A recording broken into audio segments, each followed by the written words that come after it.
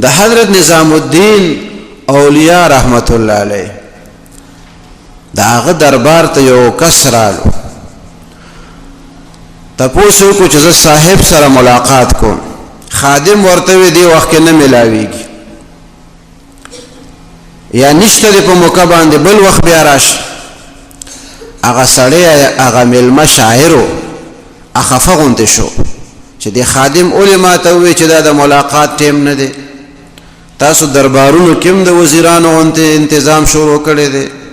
دا خو د دنیا بادشاہان خلکو ته وی دا وخت د ملاقات دی دا وخت د ملاقات نه دی وزیران او گورنران دا خبره کوي او تاسو درویشان او ملنګان صوفیان او سالکان خلق یې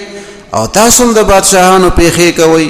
دا د سیب د ملاقات وخت دی دا د سیب د ملاقات وخت نه دی دا څه کیسه مرا شروع کړی دي هغه ملما هغه ولیکل په یو کاغذ او د خادم ته وی چې سیب مکلل راشي نو دا وته بیا ورکا په کاغذ ولیکل چې فقیران را بدر دربان نه باید وی دا چې سیب د راشي نو دا وته ورکا وته یو ملما راغلو او د راته په کاغذ باندې لیکلی فقیران را بدر دربان نه باید وی دا زما طرف نه پیغام ورکا چې یو ملما راغلو حضرت نظام الدین اولیاء رحمت الله علیه چې کله رالو خادم وته چې یو ملما راغلو هغه ملما ته مونږ وی چې دا خو د ملاقات وخت نه دی وخت کې ملاقات نه کیږي صاحب په موقع نشته بیا راشه نو هغه خفه شو طبیعت خراب شو او په کاغذ راته ولیکل چې سیب ته دا کاغذ ورکا نو چې هغه مبارک پړاو کو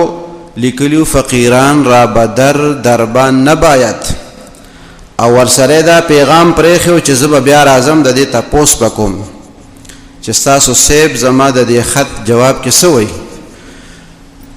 نظام الدین اولیاء رحمت الله علیه ته چې خادم خط وړاندې کو وته فرمایل چې پن روړه قلم روړه چې دا شعر وته مکمل کو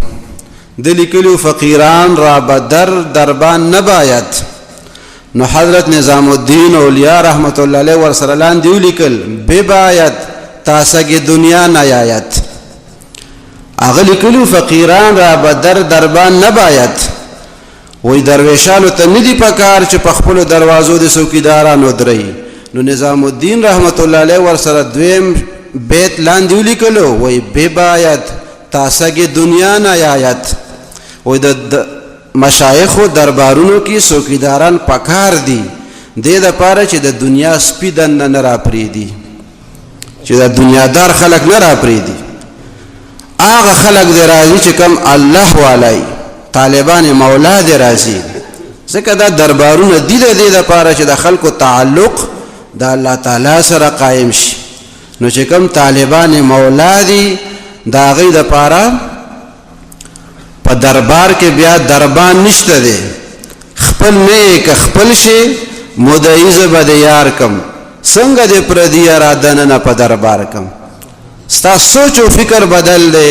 تا مونږ څنګه دربار ته دن راولو ته نظریه بدل کا تخپل غرض بدل کا مقصد بدل کا مقصد د الله رضا کا او د آخرت فکر اغه ځان د پاره مخ کې کا د خدای د رضا د حاصلولو په نیت راشه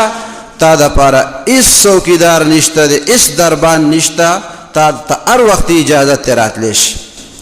نو پکار دي چې ولار دي څوکیدار چې د دنیا د سپین راځي